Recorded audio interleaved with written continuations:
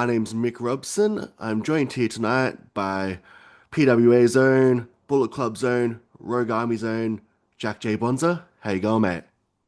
I'm good. How are you? Very good, very good. All right. Here for a big reason. It's Rumble season. We've got King of the Metro, June 27 at the Metro Theatre, headlined by a 30-person Rumble. Now, I believe you've got the number 30 spot, the coveted number 30 spot. That's right. I go on last. Fantastic. Best way to be. Now, you've been in a number of Rumbles before, haven't you? Whether it's PWA, New Year Pro, etc. What goes into the preparation of a Rumble, participating in a Rumble, and does that change being number 30? I've been in almost all of them. Yeah, number 30 definitely changes things up. So I won one of the previous PWA Rumbles as well in 2019. Definitely, yeah. But it really depends on where you enter. But it's hard to prepare for a Rumble because Rumbles are low key one of the most terrifying and dangerous matches that you can be in. I think that everybody thinks about stuff like no disqualification matches and weapons matches and ladder matches as being dangerous, but there's not much more dangerous than having 5, 10, 15 people behind you, possibly hitting you in the back, all trying to throw you out at once. You could have 10 people gang up on you.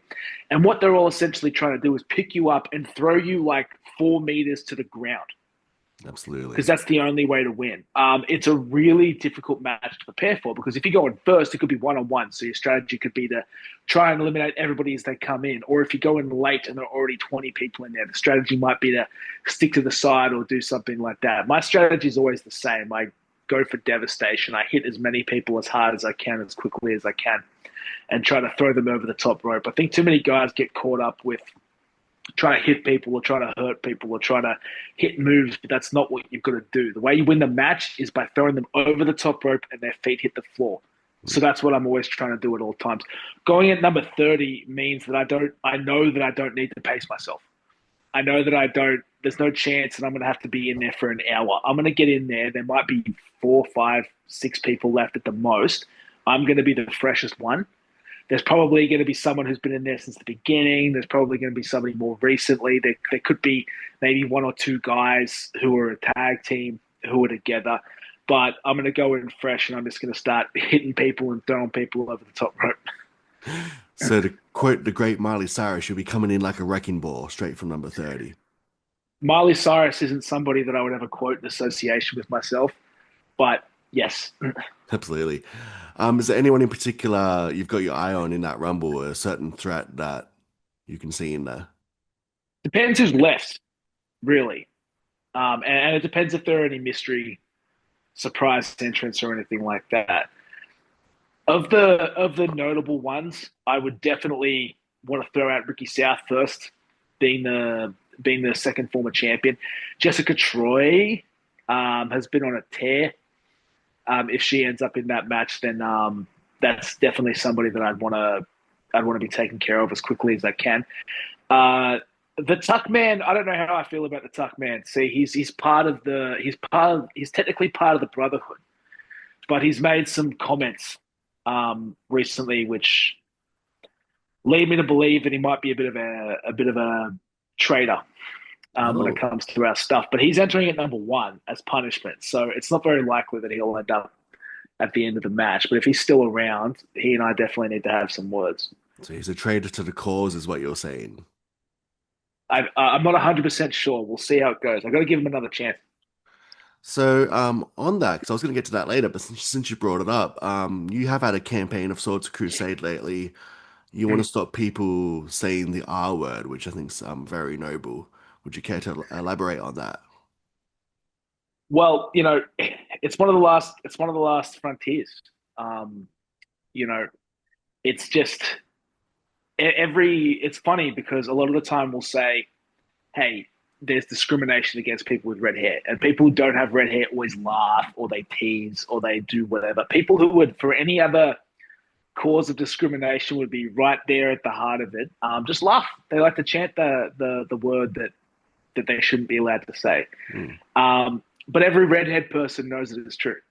You ask any redhead who's in our audience who sees what we're doing, and there's just that like that nod, that yep, this is real, and and you just know because any kid who goes into high school for the first time, into year seven, who walks in, could not know a single other person in there. They've never met him before.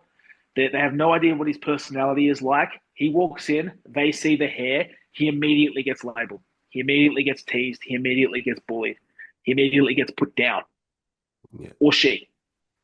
It's just it's a real thing, and it's something that the audience needs to do better with. And Digby and I have taken it upon ourselves to lead the campaign at PWA. I see some serious, I feel some serious hurt in your voice when you say those things. Like it's experienced through your own childhood, I'm guessing, and childhood trauma, I may say. Would that be fair to say? Absolutely, Yeah. every Reddit person, ask any of them. I don't need to give any more examples. There are tons more. But I think the only way it's going to change is if myself or Digby wins the Rumble, takes the championship back, and then people need to start taking it seriously again because when it's the champion say something, it means more. Talking about champions, we've got a few big championship matches happening at King of the Metro. We've got Mhm. the brand new PWA champion Charlie Evans, Chevs, taking on Kai Drake. What are your thoughts on those two as competitors, and how do you think that match is going to go? I think it's a battle of the midgets. No, I don't think Charlie Evans is that new anymore.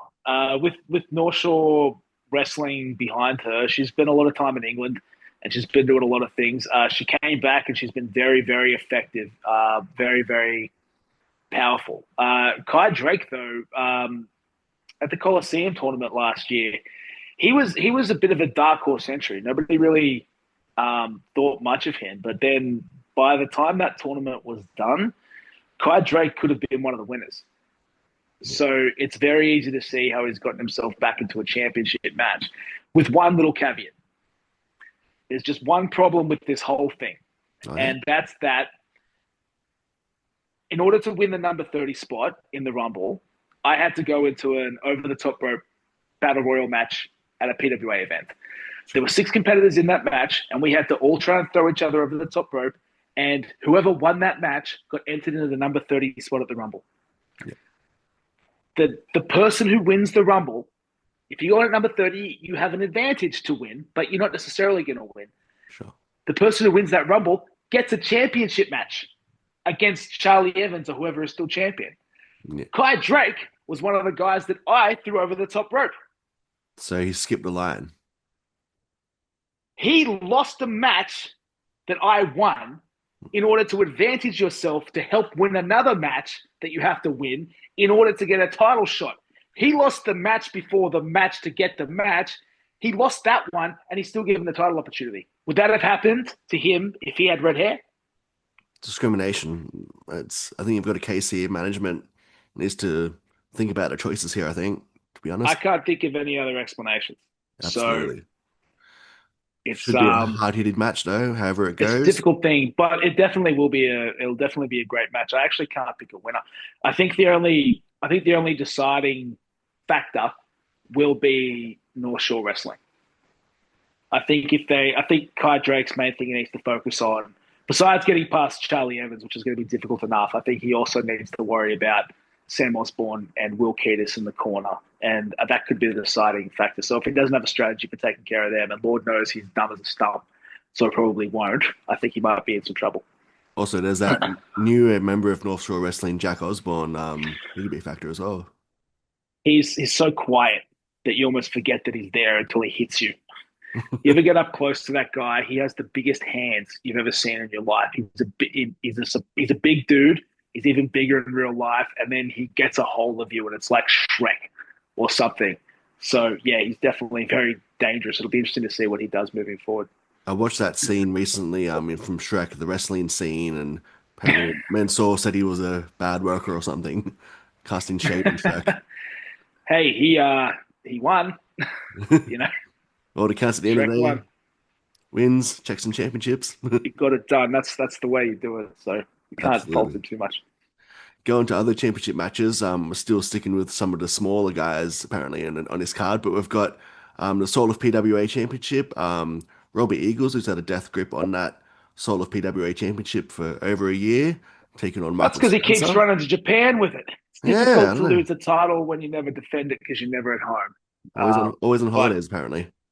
he's always on holidays. I mean, it was good to see the Soul of PWA Championship at Wrestle Kingdom held up Mhm. alongside another championship that Yeah, Robbie happened to win that night. So you can't fault him too much. But yeah, hard to lose a title when you're never around to defend it. absolutely. And Michael Spencer challenging for the title. He's predominantly been a tag team guy. How do you see his chances going against the Sniper of the Skies? Well, I see that the only reason he got an opportunity is probably because he doesn't have red hair.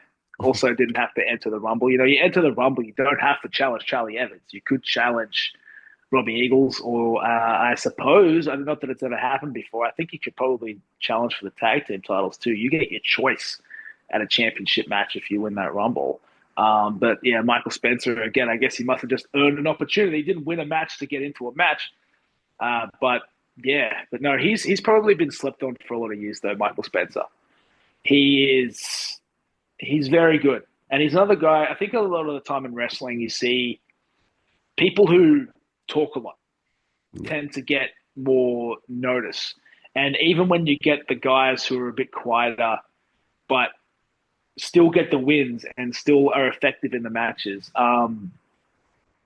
they just don't seem to get looked at as often. Michael Spencer is one of those guys. So I think that, yeah, it'll depend. I mean, Robbie can be kind of a little bit of a cocky prick, really. He sort of obviously thinks very highly of himself all the time. And Michael Spencer's such a quiet guy. He probably accepted the match just because he thought it'd be an easy win, mm. which might really end up costing him. Could be his downfall. He could overlook Spencer thinking it's a routine filling title defense and slip on a banana peel. Exactly. And I mean, and I don't think it couldn't be any coincidence that MK plus Ultra have both have championship matches at the same time and the same night. So maybe those two guys have a plan Possibly, uh, well. to do something.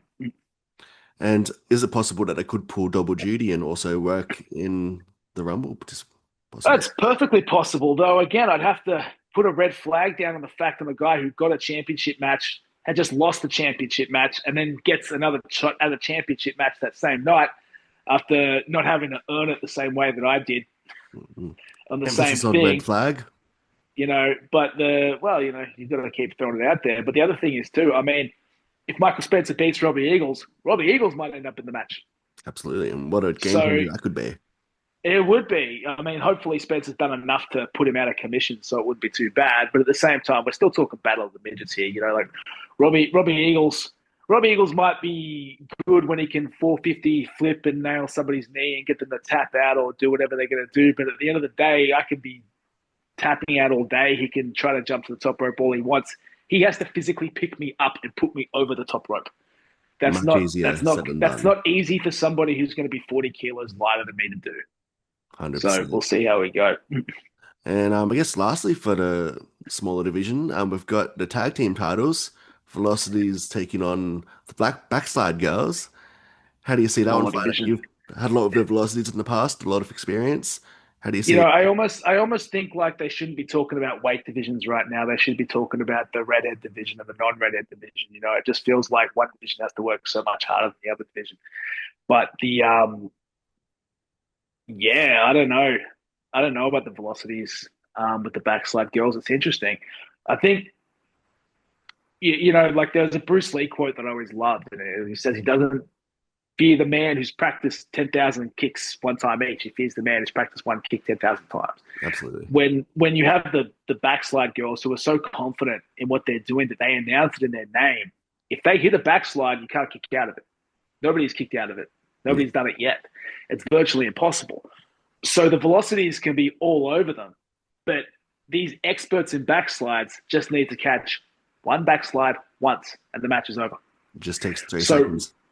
it just takes 3 seconds. I think it is the game plan on both sides simply needs to be the velocities need to put them away while avoiding the backslide.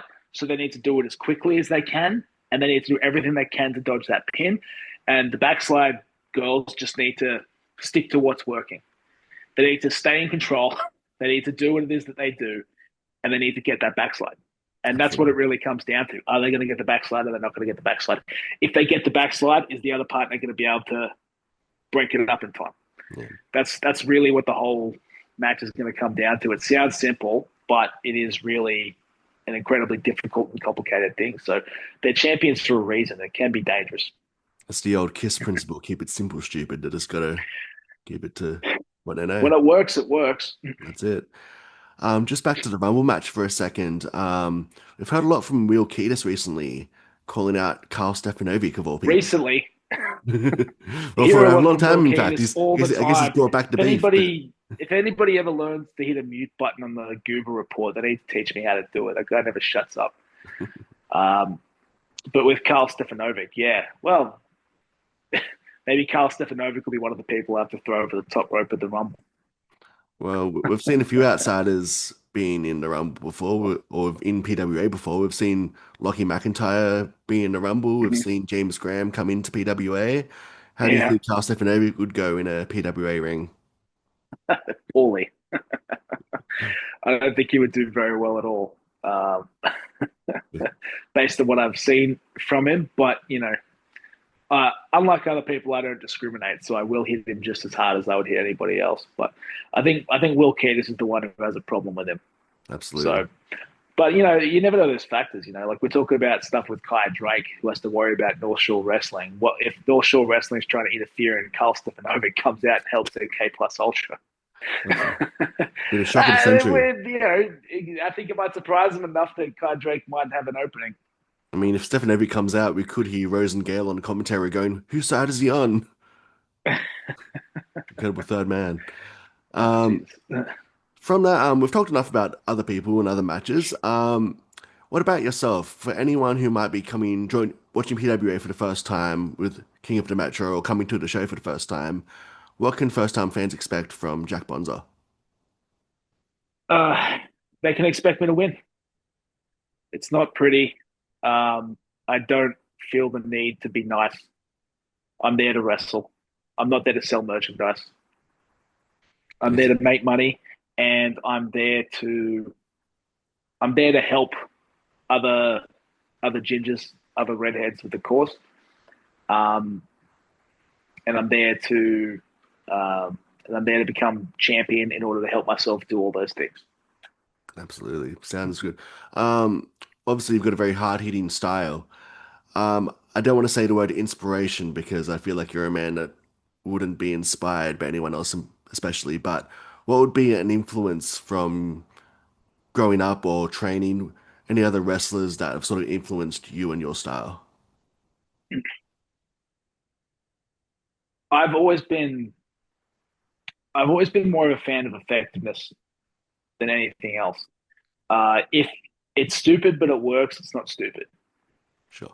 I've trained under a lot of different people, whether that be Booker T, Mike Quackenbush, Jesse Hernandez, New Japan, Fale, the dojo over there. I've wrestled a lot of different guys, so it's hard to pick down any one particular influence. It's more just the trial and error of what works and what doesn't work.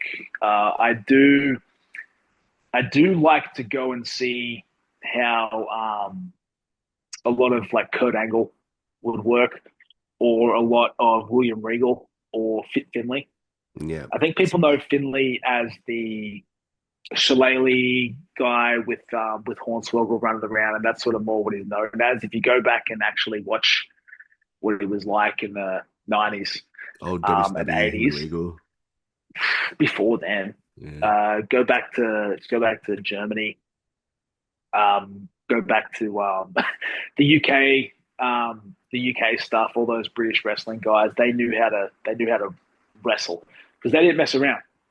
There was no running the ropes, turning your back, trying to jump off the top rope, trying to do whatever. They would stand in front of each other and they would hit each other. They would tie up. They would grab a hold. And Finley was, of all the meanest and toughest guys, he was the meanest and the toughest out of all of them. And so you go. I would say that studying those tapes might be one of my bigger influences. And then alongside someone like, I guess guys more like Kabashi, um, and that sort of level would be more my thing because again, I think from what I've discovered, the best thing to do is to stay in the middle, keep up a decent defense, be solid, hit people hard, submissions. It's really a difficult thing for people to beat. It's not something you see that often these days. Like everyone wants to fly around, everyone wants to hit the spectacular viral move, but as far as just getting in there and implementing that effectiveness, you don't see it as much. I think that's 100% accurate. I think that there are so many guys who are going into matches in an attempt to get a viral gift made. And you can see that's all they're attempting to do the entire match, the entire match, the entire match. They're just trying to do fancy move after fancy move. And then it botches and then it goes wrong and then they knock themselves out and they do something stupid. People remember a good match a lot more than they remember a cool move in a bad match. Yeah. That's always been my philosophy. You always feel better going in there, having a great match and winning than you do if it's like, oh yeah, it wasn't that good and the audience didn't care and it was this and that. But you just see that cool move I hit at the 4 minute mark. Come on, like Yeah. it's just not how it works. And especially when you're on a card or a roster or a generation of people who are all trying to do that same thing, and then you're the one who's different. Yeah. That's how I always think that I stand out. And then also, I don't injure myself very much. I get hurt like most wrestlers do, but I find that it is a lot less than most do. Well, one of my favorite matches I've seen you in, I think it might have been Coliseum a few years ago, you and Caveman Ugg, and it was just That was after I won the Rumble that year. right, yeah. So that was an amazing hard-hitting match and very different in style to a lot of things you see, but it looked like it hurt a lot. Like I was cringing and enjoying it at the same time. Well, that's why me and Ugg get along so well. we So just we do what works. so like brothers fight and then they reunite and hug it Not out. at the time. We tag together now, but at the time it wasn't that way. Absolutely. But it was just Ugg was invincible at the time too. Nobody could take him. It was like the prefects at the time, Billy Preston and Jimmy Townsend would try to schoolboy him. He wouldn't go down because he was too big, and he didn't do anything stupid to get off balance. He who else tried to take him at the time? I can't remember. Oh, Grayson Waller Oh, yeah, of tried to course. fight him. He tried to submit him. He tried to make him tap out. He tried to get the entire audience and everything around him, and it all completely worked. He said, mind games don't work on him. You try to submit him, he picked him up and keeps dropping you on your head until it's whatever. You try to armbar him, he just keeps hitting you in the face until you're unconscious. There was no way to take it. The only way to beat Ugg was to go through him. So it's like they So, always say a black belt becomes a white belt if you punch him enough times. It's kind of well, pretty much. But then again, that's why you come back to the kind of style that I have and the kind of style that Ugg has. It's very difficult to combat. so we've kind of touched on it here, bits of your history. I remember seeing you maybe 10 years ago now, probably at Rock and Roll Wrestling. Was probably when I first saw you wrestle. What are some of your key memories or moments that sort of stand out for you? If you were to put a best of Jack Bonza, what are some of the things that stand out for you personally as some of your biggest, best, or favorite sort of matches or moments? Wrestling Yuji Nagata at New Japan Pro Wrestling at the Sydney Key Center was one of the ones that sticks out. Um, that one was because, first of all, it was in front of 3,400 people. Yeah, But I mean, I wrestled for New Japan a lot of times in Japan.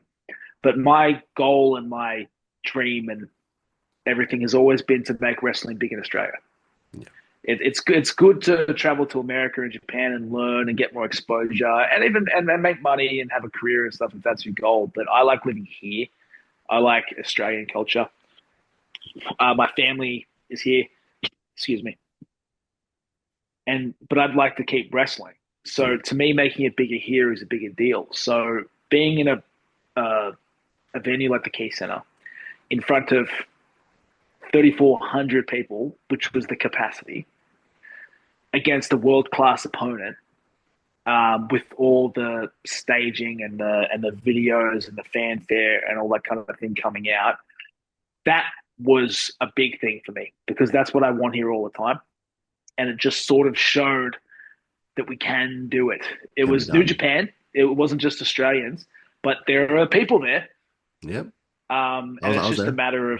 it's just a matter of getting it exactly. And then I think a lot of what that comes down to with Australian wrestling is that people we need to develop an Australian style.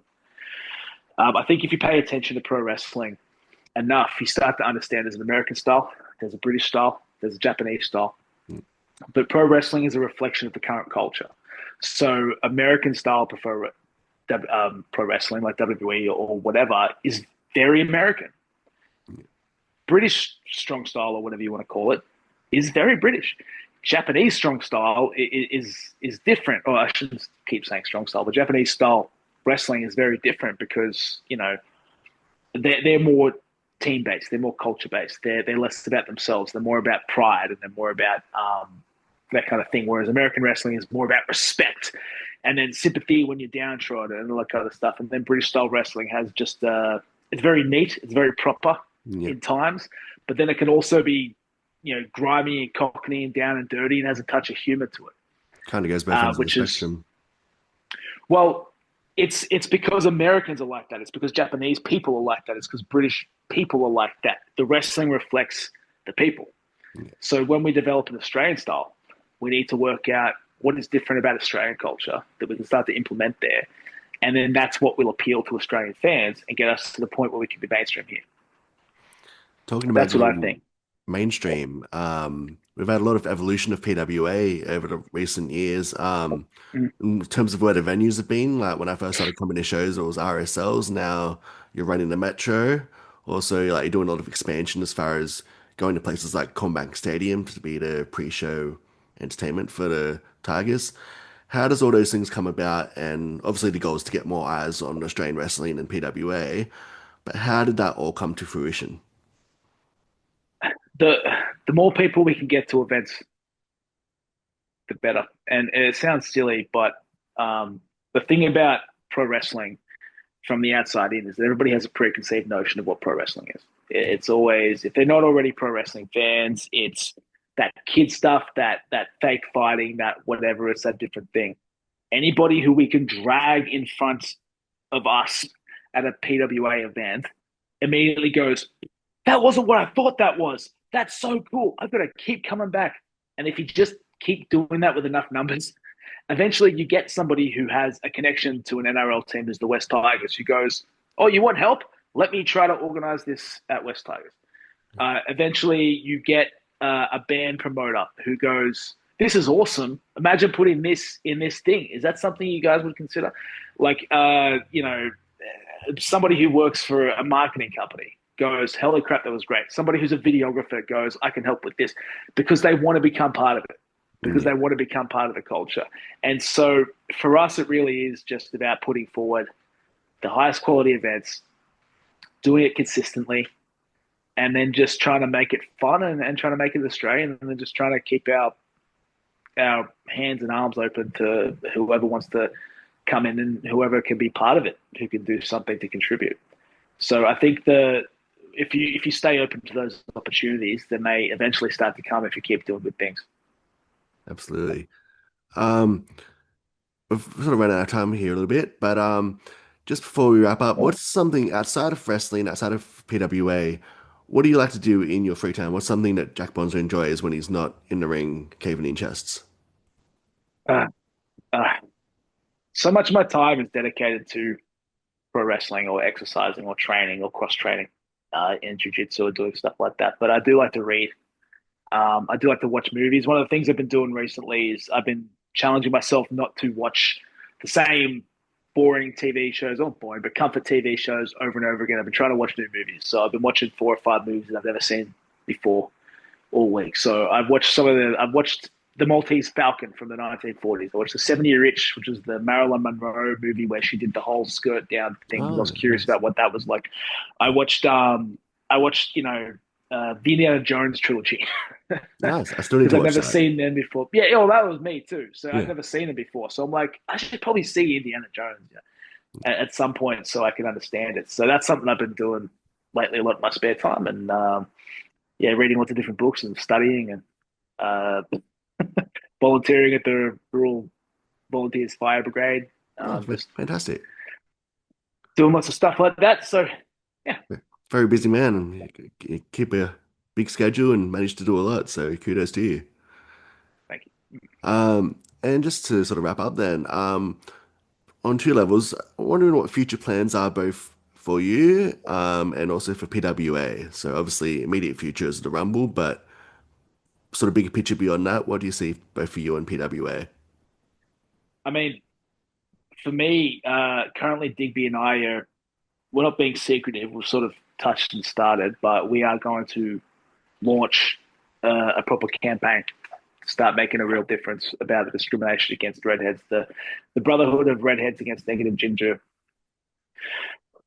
abuse are going to be coming back in full swing. So there'll be a range of fundraising activities, public protests, uh, t-shirts coming out soon that you can do a percentage of the profit, which will go toward good causes, and then just really pushing toward ending discrimination, becoming champion to try and get more control, so we can start to eliminate some of the issues that are addressed. And then, yeah, in terms of PWA, I don't know. I'm not really sure what PWA is going to do moving forward. I think that there's going to be some very interesting times coming up, given that WWE are coming at the end of the year. And I think AEW are rumored to come back at some point soon again. That's what they said after the last one. When you've got two major companies like that competing, um, or I shouldn't even say competing, but both trying to visit, that kind of thing just it invites an uproar in pro wrestling. You know, you get more fans who are here, who are going and seeing things, who are open to stuff, and there's an opportunity there to take advantage of, whether it be in Perth or whether it be wherever else they end up. And then plus on top of that, you take into account the stuff with the football and all the different festivals and things that we're doing moving forward. So I don't know, it could be a lot of things. Sounds fantastic. Sounds like there's going to be a lot happening no matter where directions go. And wish you all the best on your campaign because God knows we need a more inclusive, equal world. And looks like that we could be on the way to that if campaign Yeah, goes well. and again, it is not our aim or our view to take away from any other groups that are being discriminated against. This is not to take away from anybody else who has any other problems. We're just saying that we have one too, Absolutely. and it's something we're trying to move forward. Also, I've recently saw you were on the Chase TV show. Yeah, How did that experience yeah. come about and how was that? I applied, and they brought me in a couple of weeks later, and then it was on TV a few weeks later. So relatively speaking, it was all pretty quick. Um, yeah, it was easy. It was a great experience. They brought us in. The whole process took 3 or 4 hours. I got some I got some very unfair questions. Who asked trivia questions about the personal lives of rock stars? Like they asked about the lead singer or the guitarist of Bush's ex girlfriend is this form or whatever. I'm like, I could tell you songs by Bush.